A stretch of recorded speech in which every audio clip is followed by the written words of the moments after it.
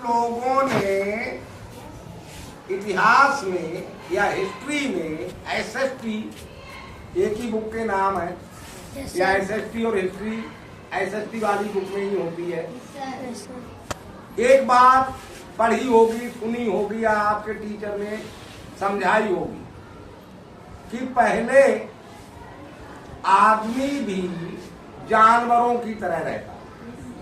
समझाइए या नहीं? Yes sir. जानवरों की तरह ही रहता था, घर नहीं बनाता था, कपड़े नहीं पहनता था, यानी जैसे जानवर अपना जीवन व्यतीत करते हैं वैसे व्यतीत करता है। जब जानवर के जैसे व्यतीत करता था वो बोलना चालना भी नहीं जानता था। Yes sir. संकेत इशारे आदि करता था। धीरे धीरे सभ्यता ने जन्म लिया, घर बनाना सीखा, कपड़े पहनना सीखा, बोलना सीखा, भाषा सीखा, ठीक है ना। लेकिन जो हमारे भारत में जो प्रचलन है वो कुछ और तरह से है। हमारे भारतवासी कहते हैं कि सृष्टि को ब्रह्मा जी ने बनाया। ब्रह्मा विष्णु महेश, तीन नाम सुने हैं आपने? Yes sir. ब्रह्मा यानी सृष्टि बनाने वाले, विष्णु सृष्टि का पालन पोषण करने वाले, शिव जी सृष्टि को नष्ट करने वाले। इस तरह से चलता है। तो इस तरह से कहते हैं कि सृष्टि को ब्रह्मा जी ने बनाया, और जब ब्रह्मा जी ने सृष्टि बनाई तो एक चीज और बनाई सृष्टि बनाने के साथ में, वेद। क्या बनाया? वेद बनाए। वेद क्यों बनाए? और वेद बनाकर मनुष्य को दिए और कहा इन वेदों को पढ़कर आप अपना कल्याण करो, सुखपूर्वक जीवन जी सको। तो वेदों में अब 4 वेद, कितने वेद बनाए? 4 वेद। ऋग्वेद, यजुर्वेद, सामवेद और अथर्ववेद। ये 4 वेद ब्रह्मा जी ने मनुष्य को प्रदान किए। कहा इन वेदों में जो लिखा है उसके अनुसार आप कार्य करें, जिससे आप सुखी रहेंगे, संपन्न रहेंगे। और ऐसा ही हुआ, और ऐसा ही हुआ। सभी सब्जेक्ट है वेद के अंदर, सारे सब्जेक्ट थे। संस्कृत भाषा जरूर नहीं थी, पहली भाषा थी। वेद लिखे हुए थे कौन सी भाषा में? संस्कृत में। विज्ञान भी था वेद में, मतलब दवाएं वगैरह जो विज्ञान साइंस जो पढ़ते हो, विज्ञान भी था, गणित भी थी। ये सब सब्जेक्ट वेद में थे। इससे आदमी विद्वान बनता था, नई नई खोजें करता था, पढ़ता था। तो हमारे देश में जो सबसे पहली भाषा थी वो थी संस्कृत। समझ गए ना? संस्कृत थी। संस्कृत के मंत्र पढ़े जाते थे, श्लोक बोले जाते थे, श्लोक गाया जाता था, मंत्र गाए जाते थे, स्तोत्र वगैरह थे, तो बड़ी अच्छी लगते थे गाने में। तो पहली भाषा कौन सी थी हमारे देश में? संस्कृत। अच्छा, ज्ञान इतना था वेद के अंदर कि हमारे देश वाले सोने की विशेषताएं जानते थे। सोना जानते हो? नींद वाला सोना नहीं, जो सोने के जो आभूषण बनते हैं वो वाला सोना। सोने की विशेषताएं केवल भारत जानता था, और दुनिया का कोई देश सोने की विशेषताएं नहीं जानता था। तो व्यापार करते थे। यहाँ पर सबसे ज्यादा पैदा होने वाली चीज थी रुई। क्या चीज थी? कॉटन, जिसे बोलते हो। कॉटन तो समझ रहे होगे, रुई नहीं समझोगे। कॉटन सबसे ज्यादा उत्पन्न होता था, और भी चीजें थी यहाँ। तो जो चीजें यहाँ पैदा होती थी उनको विदेशों में ले जाके बेचते थे। बदले में क्या लेते थे? सोना। वहां सोना था, लेकिन सोने की विशेषताएं नहीं जानते थे, बेकार की चीज समझते थे लोग। तो बड़े आसानी से बड़े प्रेम से देते थे, खुशी खुशी दे देते थे।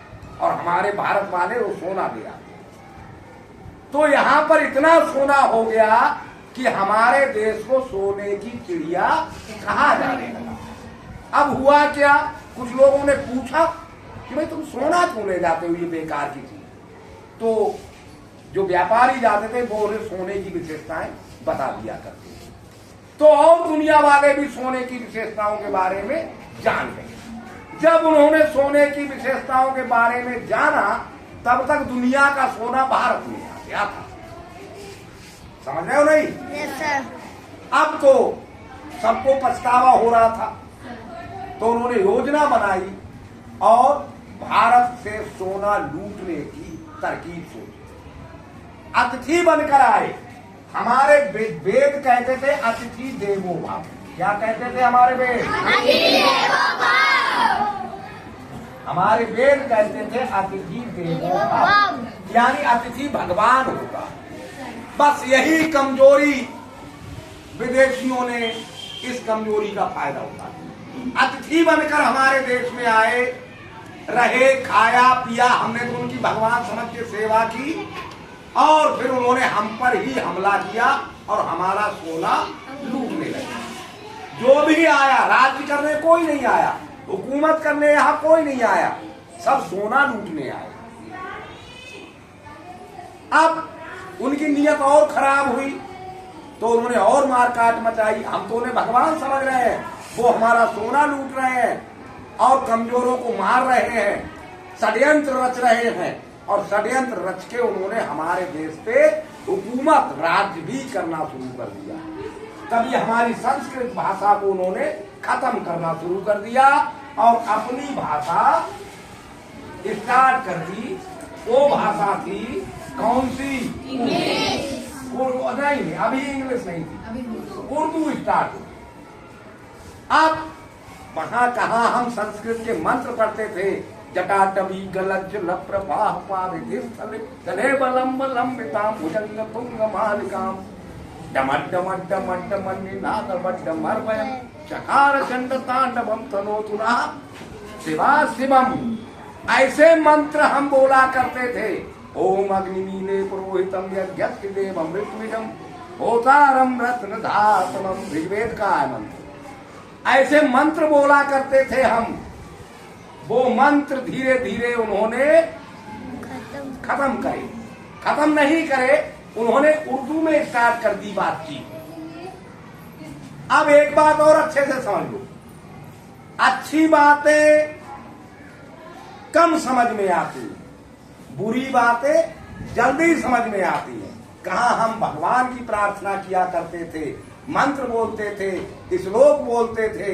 अब जब उर्दू आई तो उर्दू में कोई मंत्र नहीं थे, कोई मंत्र नहीं थे। वहां क्या था? शायरी।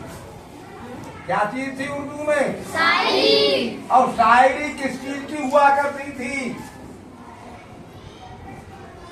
शराब, शराब। देखो तुम फिल्मी गाने, कोई भी उर्दू में कोई गाना होगा तो उसमें शराब का नाम ज्यादा आएगा। आएगा या नहीं? Yes sir. कहीं भी देख लो, बोतल ला के पीने दे दारू, ओ मेरे भैया दे दारू, होता है ना गाना? ऐसे ही गाने चलते हैं। तेरे नैन शराब के प्याले, यही तो चलते हैं ना। यानी शराब का शब्द आने लगा, शराब का प्रयोग हो गया उर्दू के आते ही शायरी में। शबाब, आराम परस्ती। शबाब का मतलब क्या होता है? आराम परस्त होने लगे। हम पहले आराम परस्त नहीं थे। हम 4 बजे उठते थे, 4 बजे मंदिर में घंटे बजाते थे और मंत्रों का उच्चारण करते थे। नमामि समीशान निर्वाण रूपम विभुम व्यापकम ब्रह्म वेद स्वरूपम, ऐसे मंत्रों का उच्चारण करते थे। लेकिन उर्दू ने हमें आराम परस्त बना दिया। किस किस को क्या बोले उर्दू में? किस किस को याद करो, किस किस को रोइए, आराम बड़ी चीज है, मुंह ढक के सोइए। वो आप उर्दू में ऐसी कविताएं, ऐसी शायरी चलने लगी जो हमको भी पसंद आई। कौन अब मंदिर में जाए घंटा बजाए ये कह रहे हैं, सही कह रहे होंगे, तो हमें भी ये बातें पसंद आई। हम भी वैसे ही बनने लगे, हम भी शराब में पड़ गए, हम भी शबाब में पढ़ गए। शबाब का मतलब समझ गए ना? कबाब एक मांस से बनाया हुआ उत्पादन होता है, वो भी बड़ा स्वादिष्ट लगने लगा। हम भी कबाब में पढ़ गए। संस्कृत समाप्त हो गई क्योंकि उर्दू की चीजें हमें पसंद आने लगी। शेर शायरी गाने हमें अच्छे लगे, श्लोक हमें कम अच्छे लगने लगे और भारत में उर्दू का प्रचलन हो गया, संस्कृत का कम हो गया। अब यहाँ उर्दू में ही पढ़ाई लिखाई होने लगी। अब पढ़ाई लिखाई उर्दू मीडियम हो गई, पहले संस्कृत मीडियम थी, अब कौन से मीडियम हो गई? उर्दू मीडियम हो गई। वेद कम पढ़े जाने लगे, शेर शायरी फिल्मी गाने आदि ज्यादा होने लगे। फिर धीरे धीरे अंग्रेज आ गए। कौन आ गए? अंग्रेजों ने अंग्रेजी भाषा स्टार्ट कर दी। इस तरह से अंग्रेजी भाषा स्टार्ट हो गई, उर्दू भी खत्म हो गई। अब कहाँ किसी को उर्दू आती है? आती है? कोई उर्दू नहीं जानता। अब अंग्रेजियों ने उन्होंने कम से कम हमारी संस्कृत खत्म नहीं की। जो आए थे लोग विदेशी जिन्होंने उर्दू शुरू की, उन्होंने हमारी संस्कृत खत्म नहीं की थी, हिंदी खत्म नहीं की थी। लेकिन अंग्रेजों ने क्या किया, अब आप किसी इंग्लिश मीडियम में चले जाओ तो हिंदी बोलने पर फाइन लगा देते, हिंदी बोलने पर फाइन लगा देते, अंग्रेजी ही बोलनी पड़ेगी, जो सरासर गलत है, जो सरासर। क्योंकि अब आप अंग्रेजी पढ़ना बहुत अच्छी बात है, लेकिन हिंदी को भूलना, संस्कृत को भूलना गलत बात। भूलना नहीं चाहिए। हिंदी भी बोलो, हिंदी भी सीखो, जितनी अंग्रेजी सीखो उतनी हिंदी भी। मान लिया, अब देखो महत्व समझो भाषा का। हिंदी 3 भाषाएं आप लोग अब विशेष रूप से पढ़ते हैं, हिंदी, संस्कृत, ध्यान से सुनो, बातचीत नहीं करो, और अंग्रेजी। ये 3 भाषाएं पढ़ रहे हो ना? अब तीनों ही बहुत जरूरी है। अंग्रेजी, हिंदी और संस्कृत को भुलाने का काम कर रहे हैं कुछ स्कूल, जो बहुत बुरा कर रहे हैं। ऐसा नहीं करना चाहिए। मान लिया अंग्रेजी पढ़ के आप डॉक्टर बन गए, ओके? अब आप डॉक्टर बन गए, आपके पास जो मरीज आएगा वो क्या अंग्रेजी बोलने वाला ही होगा? नहीं होगा ना। जरूरी नहीं है कि अंग्रेजी बोलने वाला ही मरीज आपके पास आएगा। हो सकता है ऐसे मरीज भी आए जिन्हें अंग्रेजी बिल्कुल ना आती हो, केवल हिंदी आती हो। आप उसकी बात समझ पाएंगे? अगर आपने हिंदी भुला रखी है तो यानी आपका जो डॉक्टरी का बिजनेस है वो नहीं चलेगा।